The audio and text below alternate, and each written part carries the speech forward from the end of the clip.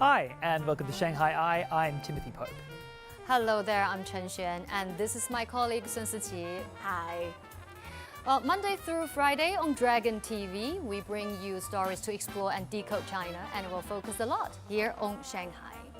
While China has introduced a series of policies to develop a childbirth-friendly society, they include support and subsidies for childbirth, childcare, education, housing for couples with children, and policies that regulate employers so more parents can go back to work and more parents-to-be feel free to have kids. The country had 9.6 million newborns in 2023. That number was a little over a half of 2016's 17.8 million. And here my colleague Sun Siqi has looked into that topic. It's good to have you with us, Siqi. Thank you so much, Chen Chen. Thank you for having me. So recently, you hear all over the media about support and subsidies coming out in multiple provinces around childbirth and childcare that range somewhere from a couple of thousand kwai to more than 100,000 kwai for one kid. But what we do notice is that over the past 2 decades, the desire to have babies in China have consistently come down. I have some data from a survey in 2021 in Shanghai. It basically found that nearly half of respondents wanted to have only one child. About 36% wanted to have 2, and only 3% prefer to have 3 babies or more. On the other side, 11% said they didn't want to have a baby at all. Right, so why do people want fewer kids? Now let's take a look. 只要你自己有一口饭吃，肯定是能给他带大的。但是就是怎么样成为一个相对来说优秀的一个人。其实是一个人的这种生活，但是如果说有一个小朋友的出现，那你肯定是要对他负责任的。觉得比想象的要吃力很多。我觉得可能是好了伤疤忘了疼，还是第一个孩子太天使了，然后又觉得自己可以，所以就再来一个2胎。从怀孕到生完他到上幼儿园，大概中间有4年就是没有工作的，终于熬出来要上班了，所以就没有想过再要的。每一个阶段都有不同的，大部分的精力还是会牵扯，尤其是对于上班的女性来说，最大的困难就是因为小孩没人带。 Chinese parents nowadays have largely said goodbye to old ways of rearing kids that were once typical in their grandparents' generation. In past generations, there was a saying, "A baby grows even in the wind," which reflects a mindset that a kid grows even if you don't provide much for them. In a family with 3 to 5 kids and 2 working parents back in the day when China's GDP per capita was 300 kwai, there wasn't much to provide anyway. But now young adults in a modern world, many who grew up as an only child themselves, hope to practice responsible parenting for every child they might have, giving these kids the same level of attention as they received. On the social media app Xiaohongshu, readers jeer at posts about impatience towards little kids and incompetence in providing a good living for them. People write comments like, "If you can't provide for the baby, then don't have a baby." Under modern living stresses in a city like Shanghai, hopes to provide the best childcare mean you either have one at-home parent or pay somewhere around 10,000 kwai a month for a caretaker, or have one or more grandparents take care of the child and possibly encounter daily family tension over how to raise the child. These are real costs, both financial and psychological. Having more children means these costs increase exponentially. Thus, having as few children as they feel ready to raise helps make sure the caretakers are responsible, the parents can stay patient, and can offer sufficient love and attention for each kid. And Chen Xuan, I also noticed some very popular quotes on social media that have been circulating all over the internet. And they basically agreed that young people of this generation, they're not being less responsible by not being a parent. They're actually being more responsible by being more considerate about having a kid because they feel like they have to take more into consideration. They feel like they have to assess where they are in their career and life, and they want to make sure that they can be fully ready to prepare for the baby until the kid at least goes to college. Yeah. But I mean, no one can be ready to be a parent, right? But young adults around the country, they want to prepare ready as much as they can, or just never do it. So do you think this is a phenomenon just here in China, or is actually everywhere in the world? It's really a universal issue as societies come to a certain level. I noticed that in some of China's neighboring countries that are deeper into the same problem, benefits are already being provided, while in some other countries, childcare costs are still very, very high. Take a look at what I found. A new policy in South Korea provides a family of a single child born in 2024 and after a total of $22,100 in cash over the course of 8 years. In the United States, Joe Biden said in his mumbling, terrible debate with Donald Trump that he wanted to lower daycare expenses so more parents can go back to work. In a state like California or Massachusetts, infant care for one child can take up to a quarter of an average family's income. An average family with 2 children would spend 40% of its income on childcare. A minimum wage worker in these 2 states would need to work full-time for 2/3 of a year just to pay for childcare for one infant. A low birth rate is an across-the-board problem in developed countries. To pay for future pension accounts, governments have to pay up front for people to want to have babies now, which requires massive amounts of cash today. Well, so it seems China is not the only country dealing with that headache. But what do you think are the differences between China and other countries? Well, I would say if you consider what is unique about China, that would be the widespread conception/misconception that Chinese people all grow up to be straight-A students, right? I mean, I'm a parent myself, and I'm in multiple WeChat groups with parents with kids around the same age, and they're daily stressed about almost everything. They're stressed out about the poop, about potty training, about language development, about the daily appetite, about the growth curve, and then the kids have not even started preschool. I think in the Chinese mindset, the attention on better education and growth just turns the sense of responsibility of being a parent into a huge mental storm for mothers and the entire family. I think being in Shanghai, some of the infrastructure and support is here, but being a mom, I feel like I need daily tutoring and mentoring on how to calm down. Speaking of calming down, a friend sent me this video. Is that you, Siqi? My daughter, she doesn't know her name. She's not potty trained. She wants me to hold her to sleep.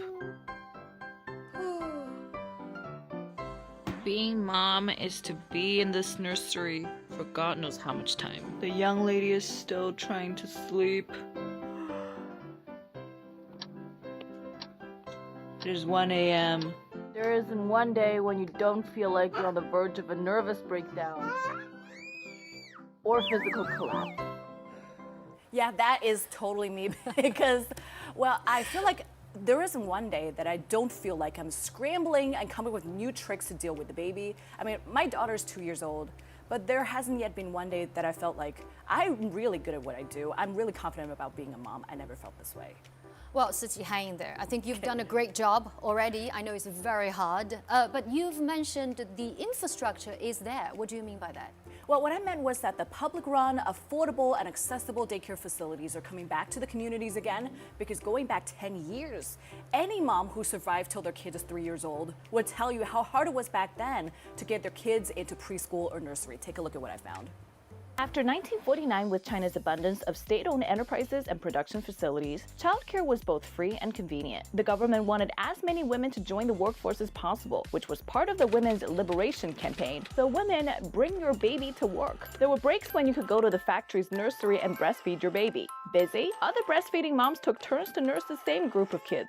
Kind of unsanitary. That was how baby care worked back then. With reform and opening up in a fast-rising private sector, norms of state-owned facilities changed and no longer provided daycare. With shrinking government funding since the early 1990s, state-owned community nurseries also became a thing of the past. With 400 million babies born in China between 1990 and 2016, prices at private nurseries in big cities like Shanghai eventually soared to as much as 10,000 kuai a month due to demand. By 2015, less than 1% of babies in Shanghai were able to get into a freestanding daycare facility. Around the same time in France, more than half of kids younger than 3 went to daycare. Then the Chinese government realized this was a huge problem, and mostly for moms who wish to go to work. In the recent decade, with both declining births and growing government support, public and affordable daycare facilities popped up in communities again. Prices at some private nurseries dropped to around 3,000 a month. Kids can be enrolled starting at the age of 1 or a little older. Hourly care facilities have been set up in communities that provide 12 free 2-hour sessions every year and then charge somewhere between 60 to 100 kuai for future sessions.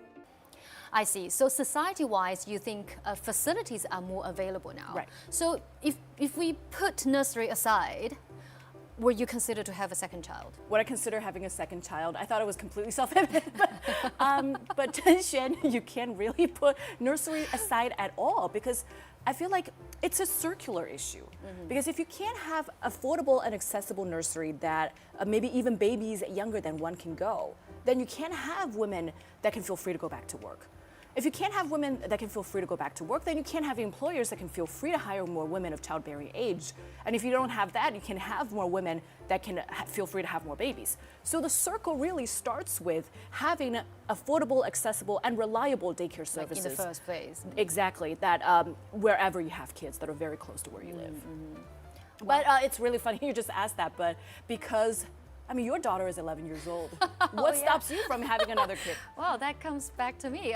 Well, I did think about having a second child so that the siblings can keep each other company. But after I had Emily, I realized the time and energy I have to spend on a demanding child is just overwhelming. And because raising a kid is so much more than just feeding her well. And it's a learning curve for me as well. So that education can be very challenging. And I don't mean just schools. I meant for me, how to get along with another human being who's almost 30 years older than me 24/7. That's just hard enough. And parents have to deal with new issues every step of the way. Now that my daughter is 11, as you mentioned, she'll soon reach her teens. I've already rehearsed hundreds of different scenarios in my head, including her slamming the door in my face, refusing all types of communications, and getting boyfriends I don't know. Okay. Well, Emily, if you are watching, I am not saying that you are going to do all that. And mommy loves you very much no matter what. So, well, don't forget that we are also learning how to parent and how to deal with different problems as our children gets older and they reach different stages in their life. Yeah, that is totally true. Okay, well, thank you, Siqi, for offering us different pictures on this issue. And everyone should remember that having a child or multiple children is totally up to each family. There's no need to feel compelled to take one path just because that's what some other people around you do. And every family has their own joys and challenges. Being a parent is hard, but the amount of joy they bring is off the charts. Thank you again, Siqi. Okay.